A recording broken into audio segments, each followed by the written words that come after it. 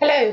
So, welcome to this quick ebook. I was recently asked by a business coach what would I advise such a young man starting up his business for the first time? What were the first essential tips that I would give him in terms of financials? As we all know, the biggest fear for most people looking to start up their business is they get it wrong and they lose a whole load of money. So here's my first 8 financial essentials I believe that you should get right when you're thinking of starting up a business. The very first thing is have a separate bank account. Now, if you are going to go straight into starting up a limited company, then you'll actually need to have a business bank account, and that can take 6 to 8 weeks to open. So start that off early. A lot of people who are thinking about starting home businesses or very small lifestyle businesses, it should be fine for you to have a normal bank account, but make sure it's separate from the one that you do your regular spending from.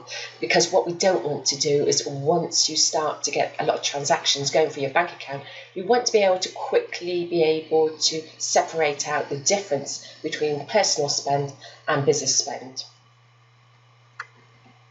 The second thing is, again, depending on your aspirations for your company, you might want to launch straight into getting some accounting software.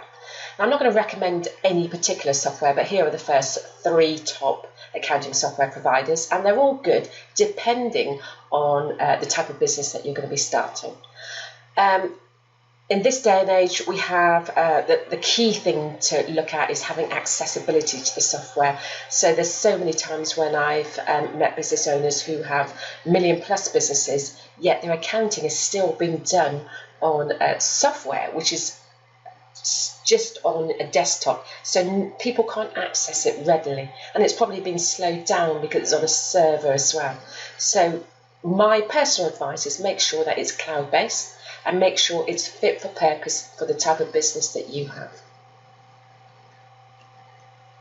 Third thing, and this is an absolute must, do a financial cash flow projection. You should do this at key points anyway in your growth, but when you're first starting your business, before you do anything, get some figures down on a piece of paper, because that will tell you whether the idea is financially viable. Once you start to put some figures down on paper, you're going to start to get an idea of how much you're in this for and what the quantities of cash you're going to need potentially to start this business up. It's going to get you more focused and clearer on whether or not you can start that business up now, or whether you have to either get some funding or save a pot of money. When you've done your financial forecast, what you want to be doing is starting to use that forecast to actually use it to help you with your decision making. So try to consider every item of spend that you do in the early days. When I say consider, I don't mean procrastinate it over it, but when you first do your first cash flow forecast, you should have a pretty good idea on where the major elements of spend are. So, for example, when I started my business, I put down things like I needed a website. I actually put down a business mentor at the time, stationery, design of my logo, marketing. All mine was about branding and trying to get that out there for people to see. Your business may not be the same. It might be promoting a band. It might be getting the brand awareness out there. Whatever it is, put those things down in your financial forecast. And then as you come to find the services to provide those elements for you, you can do a comparison of what you thought it would be versus what it actually costs.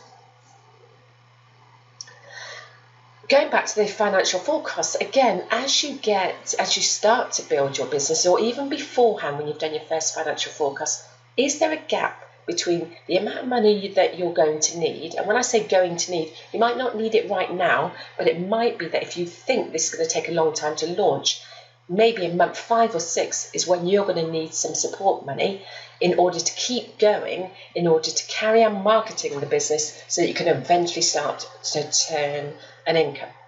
And again, going back to my experience, I found that from starting the business right through to getting my first load of income, it actually took 6 months. And that was for a very simple business model.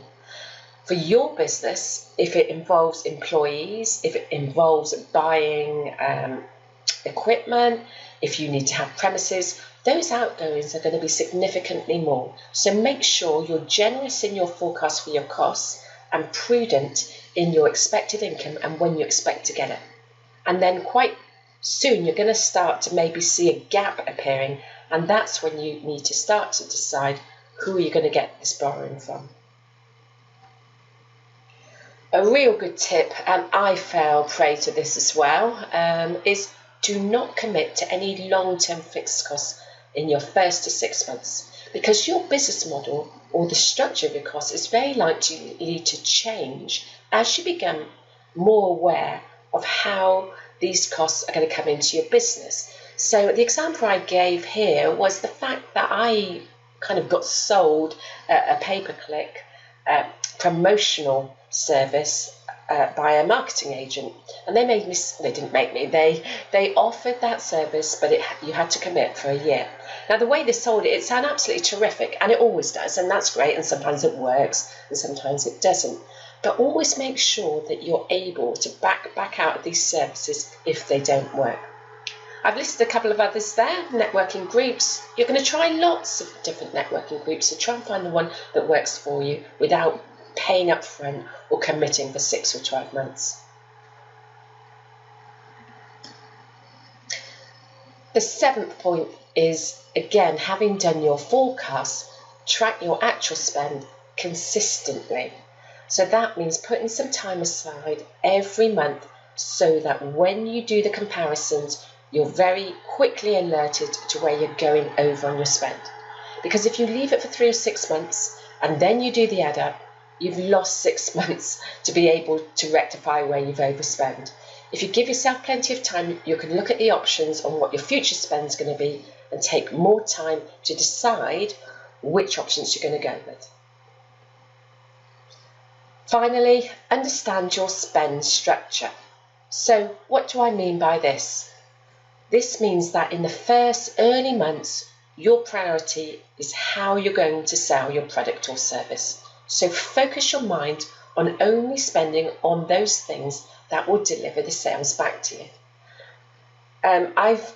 One of the most extreme examples I've seen is I remember I was talking to a lady who was starting up a catering company, and she was going to be giving lessons to potential people who wanted to know how to bake cakes and things like that. And what she actually ended up doing was taking on a kitchen extension, which cost tens of thousands of pounds. It totally overspent. It took about 6 or 8 months to build. And then when she tried to sell those lessons, she just didn't get the demand because she'd run out of money and she couldn't put the extra spend she now needed into her marketing. So that's quite an extreme, but just really think about what is it that's going to make the difference to get the sales income rolling into your business in the first 6 months or 12 months, and make sure that you're focused on only spending the money on that.